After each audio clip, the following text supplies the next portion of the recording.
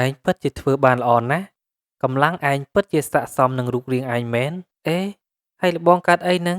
មើលមុខបងដូចជាមិនរីកសោះអូយឲ្យរីកយ៉ាងម៉េចកើតបើធ្វើការហត់ពេញមួយថ្ងៃហើយហ្នឹងមេឃក្តៅខ្លាំងណាស់ឯងមិនទៅឯងមិនដឹងទេតោះយើងទៅភ្ជួរស្រែទៀតអីហេតុអីក៏ទៅជាខ្ញុំទៀតហើយមិនមិនយកកបីនេះទៅផងទៅម្ចាស់យើងដឹងថាយើងមានកម្លាំងខ្លាំងមិនប្រើកបីនេះសោះអញ្ចឹងយើងនឹងធ្វើពុតជាគ្មានកម្លាំងទៅ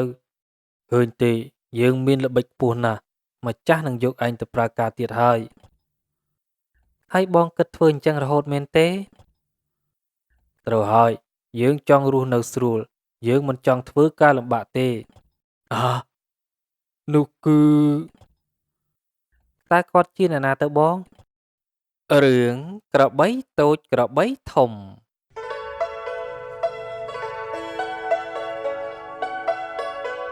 មានរឿងមួយដំណាលថាមានក្របីពីរក្បាលមានមួយក្បាលមានរូបរាងមាំមួននិងមួយក្បាលទៀតមានរូបរាងតូចជាងបន្តិចឯងដូចជាតូចជាងយើងមើលទៅឯងដូចជាគ្មានកម្លាំងកំហែងទេមើលទៅខ្ញុំមានមាឌតូចជាងបងមែនតែខ្ញុំក៏មិនប្រកាសថាខ្សោយជាងបងដែរវាមិនដែលទេតែមាឌតូចកម្លាំងខ្សោយជាងយើងហើយវាមិនដែលមាឌធំខ្សោយជាងនោះទេអាចថាអញ្ចឹងក៏បានដែរតែបើសិនជាបងធ្វើអីបានខ្ញុំក៏ធ្វើបានមិនចាញ់បងទេភ្លាមនោះម្ចាស់ក្របីបានដើរមកថ្ងៃនេះមានគេមកមើលពួកឯងហើយមិនដឹងថាគេចង់បានមួយណាទេតាមមើលប្រហែលជាក្របីធំមួយនេះហើយលោកបងតើក្របីមួយណាចង់លក់ឲ្យខ្ញុំនោះអូខ្ញុំលក់ទាំងអស់ហ្នឹងបើសិនជាលោកប្អូនចង់បានយ៉ាងម៉េចយ៉ាងម៉ាយកទាំងពីរហ្មងទៅអត់ទេលោកបងខ្ញុំគ្មានប្រាក់នោះទេខ្ញុំមានប្រាក់សម្រាប់តែក្របីមួយក្បាលប៉ុណ្ណោះបើអញ្ចឹងលោកប្អូនមើលទៅថាត្រូវក្របីមួយណាដែរអឺមើលទៅក្របីនេះមាំល្អមែនខ្ញុំយកក្របីនេះហើយបាទលោកប្អូនអញ្ចឹងក្របីមួយទៀតខ្ញុំមានតែកាប់សាច់លក់ហើយថាម៉េចលោកបងយកក្របីមួយក្បាលទៀតទៅកាប់សាច់លក់មែនទេត្រូវហើយព្រោះមានគេកំងមួយក្បាលដើម្បីយកទៅកាប់សាច់ស៊ីថាបានទៅមើលក្របីនោះគួរឲ្យអាណិតលោកបងខ្ញុំចង់យកក្របីទាំងពីរនេះបានទេមានអីលោកប្អូនយកបានតើហើយមិនបានជាលោកប្អូនចង់យកទាំងពីរទៅវិញក្រែងមុននឹងថាយកតែមួយទេអីខ្ញុំអាណិតក្របីនេះណាអញ្ចឹងហើយខ្ញុំចង់យកមួយក្បាលទៀតតែខ្ញុំជំពាក់សិនបានទេលោកបងអូមិនអីទេយើងសិតតែគ្នាឯងយើងស្គាល់គ្នាយូរហើយគ្រាន់តែប្រាក់ប៉ុណ្ណឹងប្អូនមានពេលណាយកមកពេលហ្នឹងទៅបាទលោកបងខ្ញុំអរគុណហើយ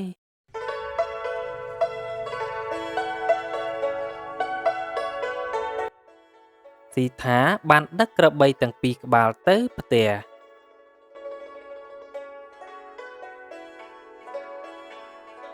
អ្នកទិញក្របីគេដល់ទៅ2ក្បាលមែនទេ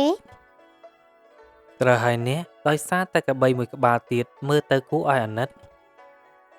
អញ្ចឹងតើយើងមានប្រាក់ឯណាឲ្យគេនោះខ្ញុំជំពាក់គេសិនមិនអីទេគាត់ស្រួលណាស់ស្រួលចម្ពាក់មែនតែវាពិបាកសងគេណាស់អ្នកបើសិនជាពិបាកសងនោះយើងអាចយកក្របីទៅឲ្យគាត់វិញក៏បានដែរលុះយប់ឡើង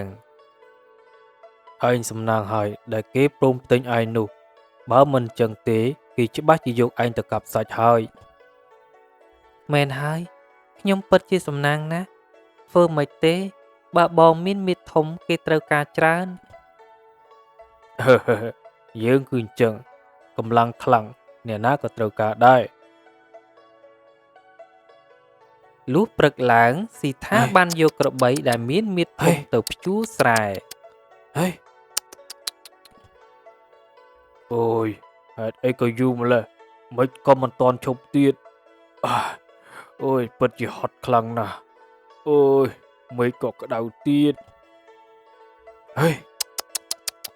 ហេ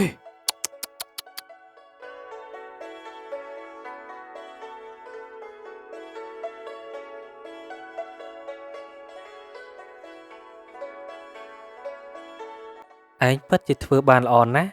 កម្លាំងឯងពិតជាស័ក្តិសមនឹងរូបរាងឯងមែនយើងចូលចិត្តអេហើយលបងកាត់អីហ្នឹងមើលមុខបងដូចជាមិនរីកសោះអូយឲ្យរីកយ៉ាងម៉េចកើតបើធ្វើការហត់ពេញមួយថ្ងៃហើយហ្នឹងមេឃក្តៅខ្លាំងណាស់ឯងមិនទៅឯងមិនដឹងទេធ្វើមិនទេបងព្រោះយើងជាក្របីមនុស្សតែងតែប្រើយើងឲ្យភ្ជួរស្រែអញ្ចឹងហើយអឺនិយាយវាស្រួលចឹងហើយថ្ងៃស្អែកឯងត្រៀមខ្លួនទៅឯងនឹងដឹងហើយ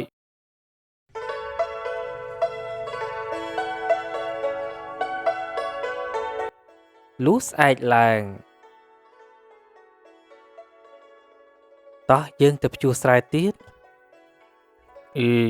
ហេតុអីក៏ទៅជាខ្ញុំទៀតហើយមិនមិនយកកបីនេះទៅផងទៅ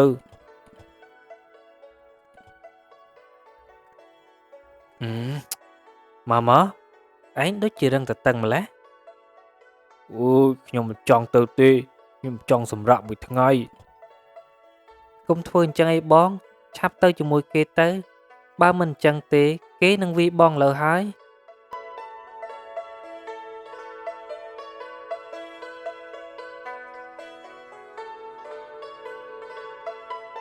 ហេហេហេអូយហេតុអីក៏យូរម្ល៉េះមិនក៏មិនតន់ឈប់ទៀតអូយពិតជាហត់ខ្លាំងណាស់អូយមេឃក៏ក្តៅទៀតហេហេ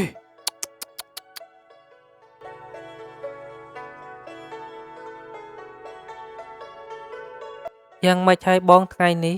តើបងហត់ទេអើយឯងដូចមិនដឹងអញ្ចឹង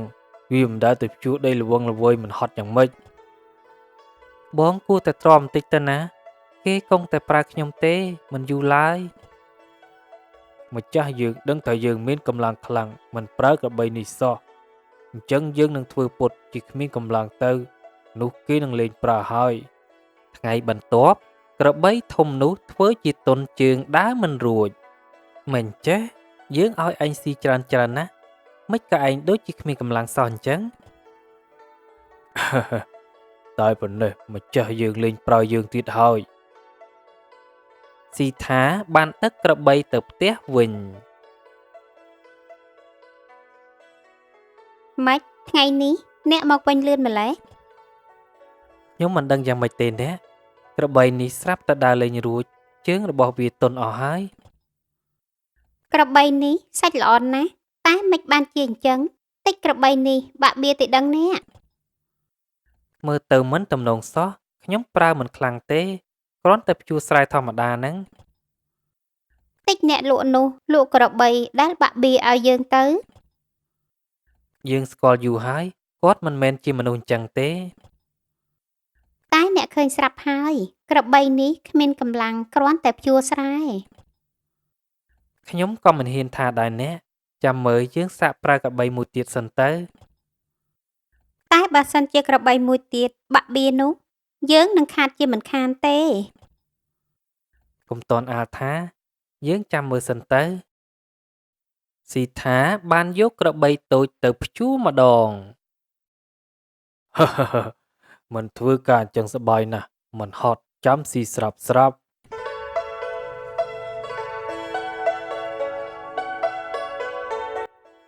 យ៉ាងម៉េចហើយតើហត់ទេ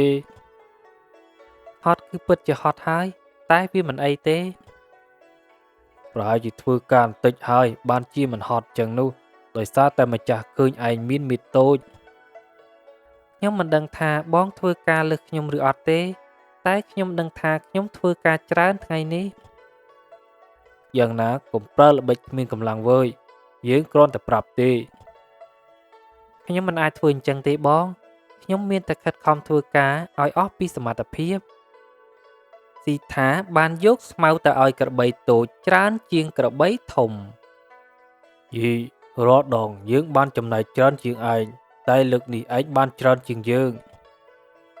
ប្រហែលមកពីខ្ញុំធ្វើការហើយបងមិនធ្វើការចឹងគាត់ឲ្យចំណែកច្រើនជាងបងមិនអីទេប៉ុណ្ណឹងក៏យើងសុខចិត្តដែរកុំឲ្យតែយើងទៅព្យួរស្រែទៀតនោះ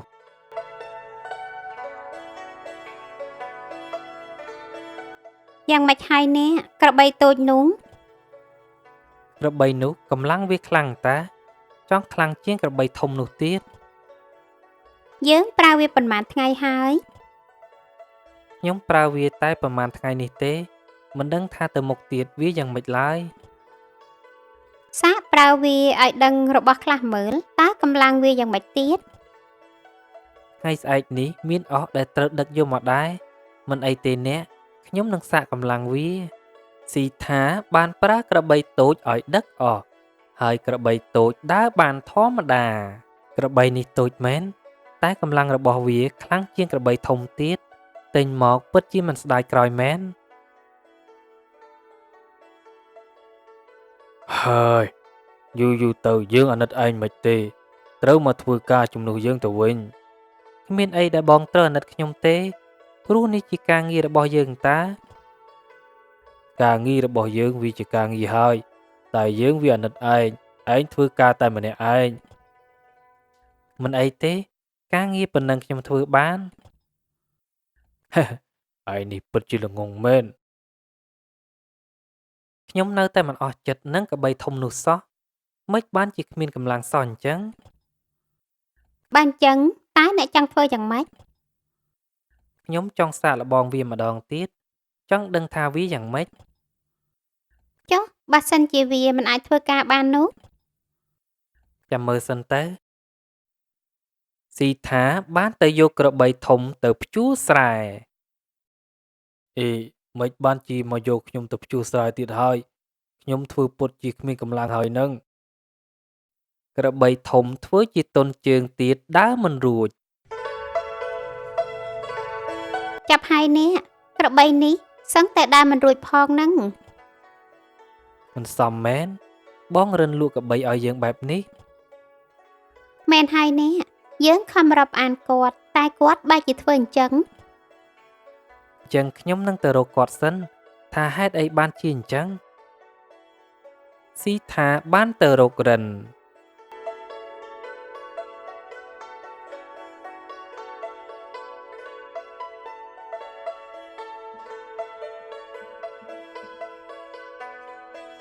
យ៉ាងម៉េចហើយលោកប្អូនមកយកលុយសងមែនទេ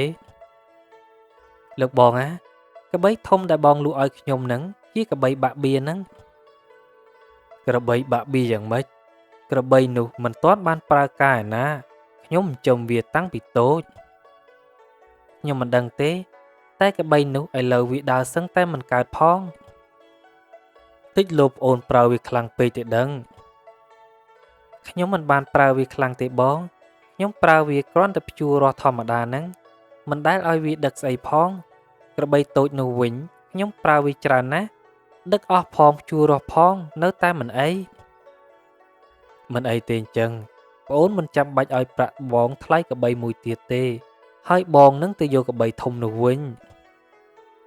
បងពិតជាមានទំនួលខុសត្រូវល្អមែនបងមិននឹកស្មានសោះថាក្របីនោះទៅជាបាក់បៀទាំងមិនដែលប្រើការធ្ងន់ឡើយខ្ញុំក៏មិនយល់ដែរបងអញ្ចឹងខ្ញុំអរគុណបងហើយណាស៊ីថាបានត្រឡប់ទៅវិញ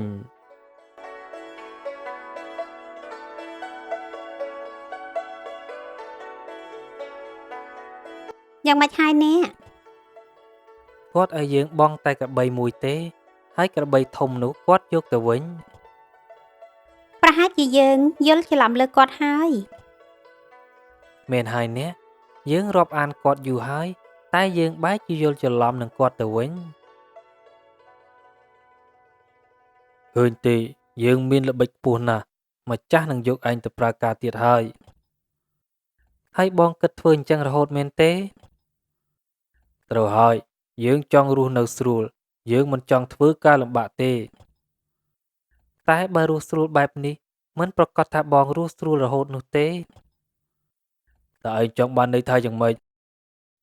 ភ្លាមនោះស្រាប់តែមានបរិសម្នាក់បានចូលមកនោះគឺតើគាត់ជាអ្នកណាទៅបងគាត់គឺជាអ្នកកាប់សាច់ក្របីតើក្របីធំនេះមែនទេត្រូវហើយបងយកក្របីនេះចុះ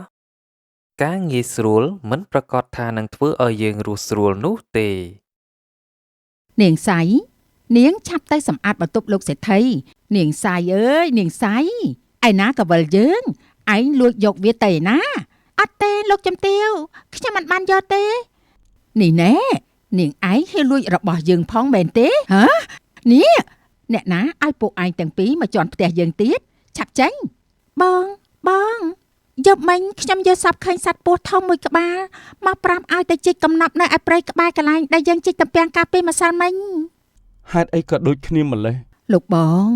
ខ្ញុំឮថានាងសៃនិងអាសំវាជីកបានកំណប់មាសមួយហឹបនៅឯក្នុងព្រៃកន្លែងជីកតំពាំងអូលោកសេដ្ឋីទាំងពីរអើយតើលោកមានទឹកខ្លះទេយើងគ្មានទេរបស់ទាំងនេះវាសម្រាប់តែពួកយើងទេយើងឆាប់បាក់ហឹបនឹងមើលទៅលោកបងអាយពូលោកបងអើយជួយផងរឿងពស់អ្នកតាអស់កាលជាយូរលង់ណាស់មកហើយ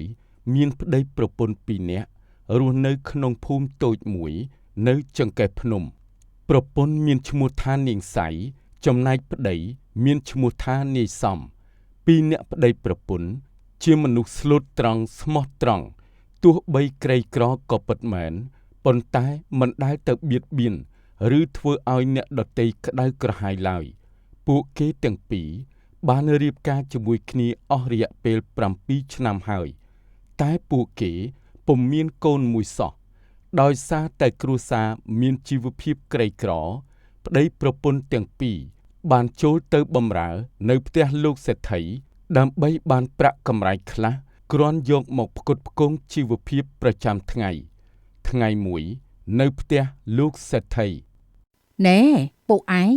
ថ្ងៃនេះលោកប្តីរបស់យើងត្រឡប់មកពីធ្វើចំនួនវិញហើយណាដូច្នេះពួកឯងត្រូវតែរៀបចំបាយម្ហូបឲ្យបានល្អឮទេចាលោកជំទាវនាងសៃនាងឆាប់ទៅសម្អាតបន្ទប់លោកសេដ្ឋីនិងរៀបចំផ្ទះបាយឲ្យបានល្អចំណែកឯងអាសំឯងត្រូវទៅសម្អាតទីធ្លាមុខផ្ទះឲ្យបានស្អាតចាលោកជំទាវលុះថ្ងៃរៀងជ្រែបន្តិចលោកសេដ្ឋីបានធ្វើដំណើរមកដល់ផ្ទះវិញលោកជំទាវនិងអ្នកបម្រើក៏បានចេញមកទទួលប្រពន្ធសម្លាញ់បងត្រឡប់មកវិញហើយលោកបងច្បាស់ជានឿយហត់ហើយចុះការធ្វើចំនួននោះវាយ៉ាងម៉េចដែរលោកបងគឺល្អណាស់អូនពួកឈ្មួញបានទិញយកកណាត់សូត្រយើងទាំងអស់នៅ2-3ថ្ងៃក្រោយពួកឈ្មួញនឹងចុះមកទិញកណាត់សូត្រយើងថែមទៀតប្រសើរណាស់លោកបងអស់កម្លាំងហើយឆាប់ចូលទៅពិសាបាយសិនទៅពួកឯងឆាប់រៀបចំបាយម្ហូបភ្លាមទៅលោកបងយើងឃ្លានហើយចាលោកជំទាវបន្ទាប់ពីពួកអ្នកបម្រើបានរៀបចំអាហារហើយលោកជំទាវនិងលោកសេដ្ឋីក៏បានបរិភោគអាហារនោះយ៉ាងឆ្ងាញ់ពិសាក្រោយពីបរិភោគអាហាររួចលោកជំទាវនិងលោកសេដ្ឋីក៏បានចូលទៅសម្រាកលោកជំទាវក៏បានពិនិត្យមើលគ្រឿងអលង្ការឃើញថាបាត់ក្រវិលមួយចំហៀងនាងសៃអើយនាងសៃចាលោកជំទាវតើមានការអីមែនទេឯណាកវិលយើងឯងលួចយកវាទៅណានាងឯងនេះថ្លើមធំណាស់ហ៊ានលួចរបស់យើងផងមែនទេ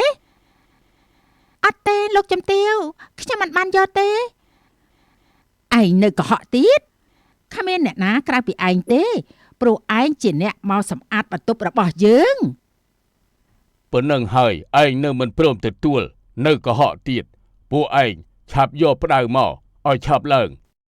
បានលោកម្ចាស់លោកជំទាវបានយករំពាត់ផ្ដៅមកវាយលើខ្នងរបស់នាងសៃនេះណែនាងឯងហ៊ានលួចរបស់យើងផងមែនទេហ៎ នេះណែហើយអត់ទេលោកជំទាវខ្ញុំមិនបានយកទេ នីសំក៏បានដឹងថានាងសៃដែលជាប្រពន្ធខ្លួនត្រូវបានលោកជំទាវនិងលោកសេដ្ឋីដាក់ទោសដោយគិតថានាងសៃបានលួចក្រវិលលោកជំទាវនីសំក៏បានប្រញាប់ទៅមើលប្រពន្ធលោកម្ចាស់លោកជំទាវតើក្រវិលនេះមែនទេខ្ញុំបានរើសវានៅឯវាលស្មៅខាងមុខផ្ទះទានម្ចាស់នេះពួកឯងផ្សំគំនិតគ្នាលួចរបស់ប្រពន្ធយើងមែនទេពួកខ្ញុំទាំងពីរមិនបានផ្សំគំនិតគ្នាយករបស់លោកជំទាវទេខ្ញុំបានរើសបានវានៅឯវាលស្មៅមុខផ្ទះក្រោយពេលលោកសេដ្ឋីឡើងមកលើផ្ទះពួកឯងទាំងអស់គ្នាឆាប់អូសពួកវាទាំងពីរចេញទៅបានលោកម្ចាស់ក្រោយលោកសេដ្ឋីឲ្យពួកអ្នកបម្រើយកនាយសំនិងនាយសៃចេញពីផ្ទះអ្នកទាំងពីរក៏បាននាំគ្នាត្រឡប់ទៅផ្ទះរបស់ខ្លួនទាំងមានរបួស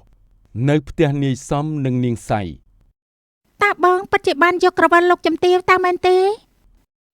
បងមិនបានយកទីបងពិតជារើសវាបាននៅមុខផ្ទះលោកជំទាវនិងលោកសេដ្ឋីពិតមែន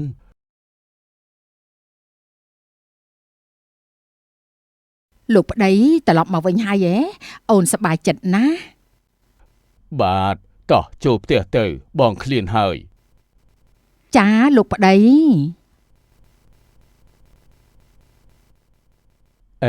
នេះជាកវលតាជារបស់អ្នកណាអញ្ចេះប្រហែលជារបស់អ្នកនៅក្នុងផ្ទះនេះមិនខានទេគិតទៅប្រាប់លោកជំទាវសិនក្រែងលោកជារបស់លោកជំទាវ បងមកពីហត់ហើយសម្រាប់ទៅណាចាំអូនឲ្យគេរៀបចំម្ហូបអាហារឲ្យ បាទលោកជំទាវកំពុងតែរវល់ជាមួយស្វាមីខ្ញុំមិនរំខានគាត់ទេយកទុកសិនចុះចាំពេលគាត់ទំនេរចាំយកឲ្យគាត់ក៏បានសម្រាប់អញ្ចឹងចុះរឿងគឺបែបនេះទេណាអូនបងពិតជាអត់បានលួចប៉ុន្មាន បើអញ្ចឹងបងមិនប្រាប់លោកជំទាវទៅ បងព្យាយាមប្រាប់ហើយតែគាត់មិនស្ដាប់បង មិនអីទេចាំខ្ញុំយកឲ្យគាត់វិញក៏បាន អញ្ចឹងអូនចាំយកឲ្យគាត់ចុះ ចា នៅថ្ងៃបន្ទាប់ប្តីប្រពន្ធទាំងពីរក៏បានធ្វើការនៅផ្ទះលោកជំទាវនិងលោកសេដ្ឋីដូចធម្មតា អ្នកណាឲ្យពួកឯងទាំងពីរមកជន់ផ្ទះយើងទៀតឆាប់ចេញពួកក្ររហាមដូចជាពួកឯងមិនសមមកជន់ផ្ទះយើងទៀតទេឆាប់ចេញទៅលោកជំទាវសូមលោកជំទាវកុំដេញពួកខ្ញុំទាំងពីរអ្នកអីលោកជំទាវដេញពួកយើងទាំងពីរអ្នកចេញពួកយើងទាំងពីរអ្នកនឹងគ្មានបាយហូបទេខ្ញុំយកក្រវិលមកឲ្យលោកជំទាវវិញហើយ ខ្ញុំសូមបងលោកជំទាវកុំដេញពួកខ្ញុំចេញអី យើងគ្មានថ្ងៃឲ្យពួកឯងមកជន់ផ្ទះយើងទៀតទេចេញទៅយើងមិនចិញ្ចឹមចោលដូចជាពួកឯងទៀតទេចេញឲ្យផុតពីផ្ទះយើងភ្លាមទៅ ក្រោយអ្នកទាំងពីរត្រូវបានលោកជំទាវដេញចេញប្តីប្រពន្ធពីរនាក់ក៏បានចូលទៅដកទំពាំងក្នុងព្រៃនៅឯភ្នំក្បែរផ្ទះទុកគ្រាន់យកទៅលក់និងបរិភោគ បងឆាប់ហូបបាយទៅនិងឆាប់បានទៅសម្រាកព្រោះស្អែកយើងត្រូវទៅដកទំពាំងបន្ថែមទៀតដើម្បីយកទៅលក់ អូនក៏ឆាប់ហូបដែរទៅនឹងបានសម្រាកព្រោះយើងត្រូវចូលព្រៃក្រោយពីបញ្ចប់ការបរិភោគអាហារអ្នកទាំងពីរក៏បានចូលទៅសម្រាកក្នុងសុបិនអ្នកទាំងពីរមានសត្វពស់មួយក្បាលបានមកបញ្យល់សពឲ្យប្តីប្រពន្ធពីរនាក់ទៅជីកកំណប់នៅឯក្នុងព្រៃក្បែរកន្លែងជីកទំពាំងពេលព្រឹកព្រលឹម បងយកមិញខ្ញុំយកសពឃើញសត្វពស់ធំមួយក្បាលមកប្រាប់ឲ្យទៅជីកកំណប់នៅឯព្រៃក្បែរកន្លែងដែលយើងជីកទំពាំងកាលពីម្សិលមិញ ហេតុអីក៏ដូចគ្នាម្លេះបងក៏យកសពឃើញបែបនេះដែរ ខ្ញុំឆ្ងល់ណាស់ហេតុអីបានពួកយើងយកសពដូចគ្នាអញ្ចឹងតែខ្ញុំគិតថាពួកយើងគួរតែសាកទៅជីករកមើល តោះយើងឆាប់ទៅប្តីប្រពន្ធទាំងពីរដើរចូលព្រៃបានបន្តិចក៏បានជួបនឹងមនុស្សចាស់ម្នាក់អូចៅទាំងពីរអើយតើចៅមានទឹកទេឲ្យតាសុំផឹកបន្តិចមកតាស្រេកណាស់ តាអត់បានហូបអីពី3ថ្ងៃហើយចៅអើយ ចាមាននេះលោកតាពិសាទៅ តើលោកតាទៅណាដែរទើបមកនៅក្នុងព្រៃនេះវិញតាចូលព្រៃដើររកបន្លែហូបព្រោះខានហូបអីជាច្រើនថ្ងៃហើយលោកតាអញ្ជើញពិសាបាយនេះទៅខ្ញុំបានវិចមកពីផ្ទះខ្លះដែរបើតាហូបតើពួកឯងបានអីហូបទៅមិនអីទេលោកតាពួកខ្ញុំមកជីកទំពាំងតែបន្តិចនឹងត្រឡប់ទៅវិញហើយលោកតាពិសាចុះអរគុណពួកចៅហើយណា ចាអញ្ចឹងពួកខ្ញុំសូមលាលោកតាទៅសិនហើយ លុះដើរផុតពីលោកតាបានបន្តិចពួកគេក៏បានឃើញទន្សាយមួយក្បាលជាប់អន្ទាក់របស់ព្រានព្រៃពួកគេក៏ជួយដោះលែងទន្សាយឲ្យមានសេរីភាពវិញពួកគេបានធ្វើដំណើរមកដល់កន្លែងជីកទំពាំងប្តីប្រពន្ធពីរនាក់ក៏បាននាំគ្នាជីករកកំណប់ដែលពស់មកបញ្យលសពកាលពីយប់មិញ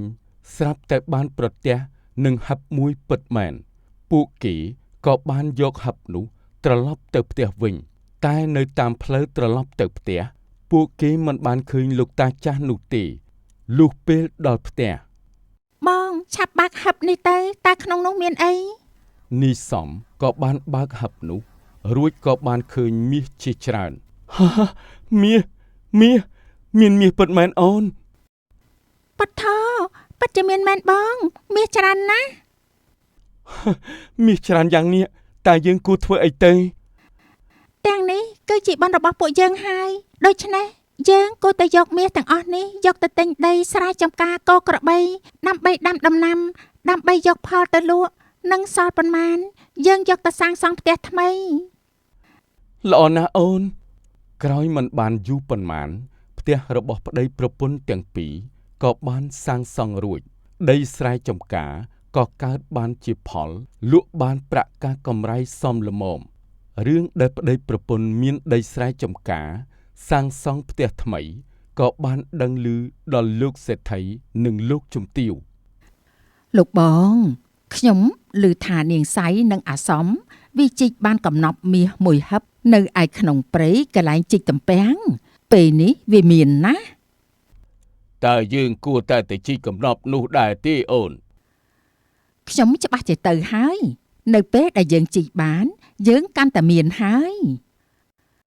ល្អណាស់អូនតោះយើងឆាប់ទៅលោកសេដ្ឋីនិងលោកជំទាវក៏បាននាំគ្នាទៅជីកកំណប់មាសនៅពេលចូលដល់ព្រៃលោកទាំងពីរក៏បានជួបនឹងលោកតាចំណាស់ដោយប្តីប្រពន្ធនាយសំនិងនាងសៃអូលោកសេដ្ឋីទាំងពីរអើយតើលោកមានទឹកខ្លះទេឲ្យខ្ញុំសុំផឹកបន្តិចមកខ្ញុំមិនបានហូបអីពី3ថ្ងៃហើយយើងគ្មានទេរបស់ទាំងនេះវាសម្រាប់តែពួកយើងទេខ្ញុំសុំតែបន្តិចទេខ្ញុំឃ្លានណាស់ យើងប្រាប់ថាគ្មានទេឆាប់ចេញពីផ្លូវយើងទៅ លុះដើរដល់ព្រៃជ្រៅបន្តិចសេដ្ឋីនិងជំទាវក៏បានប្រទះនឹងទន្សាយដែលជាប់អន្ទាក់របស់ព្រានព្រៃ